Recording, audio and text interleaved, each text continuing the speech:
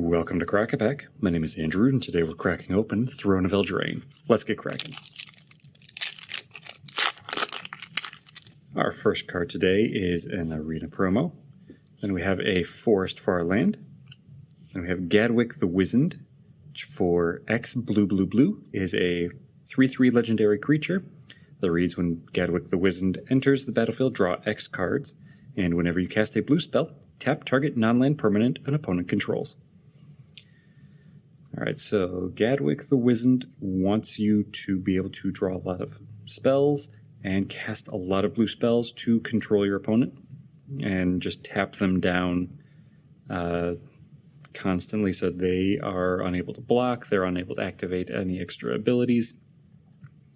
He is just staple blue control, giving you lots of card draw when he ETBs and giving you a means to prevent your opponent from responding with creatures and other permanents. I mean, you can't tap their lands down. It specifically calls that out, so they could still, cast instants during your turn and interact with you in that way, but they're not going to be able to, activate sacrifice effects on creatures. They're not. If you were to tap down their treasures with this, that would certainly work, and that would prevent them from having access to extra mana instead of just whatever their lands provide. If they're counting on those treasures to be able to throw out a counter spell or a Path to Exile or something like that, if you are tapping down all their treasures before they can tap and sacrifice them, then that's just as good. Is this a build-around creature? No, this is going to definitely go into a control deck somewhere, but I don't think I would necessarily build him as a commander. He'd probably fit into he'd certainly fit into the 99 of another commander. If you have built Gadwick as a commander, let me know in the comments below. And if you've seen him played in Standard or Pioneer when he was first coming out, let me know. I'd love to hear about how he played then as well.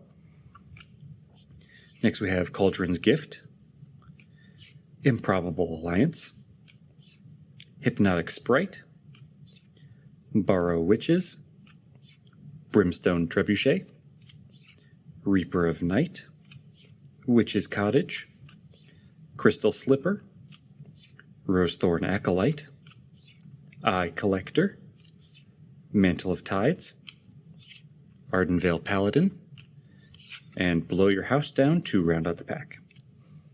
Now today's Pack 1 Pick 1.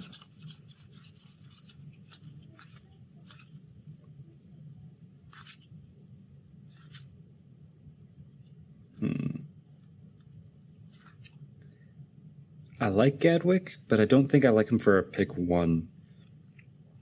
Yes, he's giving you a lot of card draw and giving you control, but he is very, very much forcing you to draft into blue with 3 blue pips, so I'd steer away from that and I'd look for something that only has a single pip or maybe 2 colored pips, like Improbable Alliance.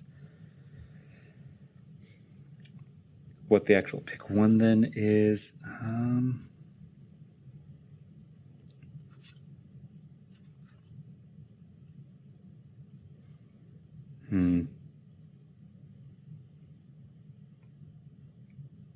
I think will be Cauldron's Gift.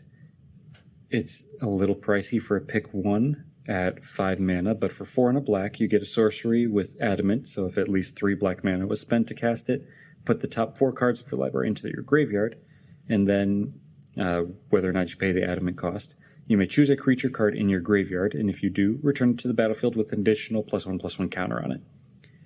Now this is a decent reanimation effect, and that's really all I'm getting from this for Pick 1 is it's going to support me doing something else. It's going to let me, pull a creature back again and use its effect again.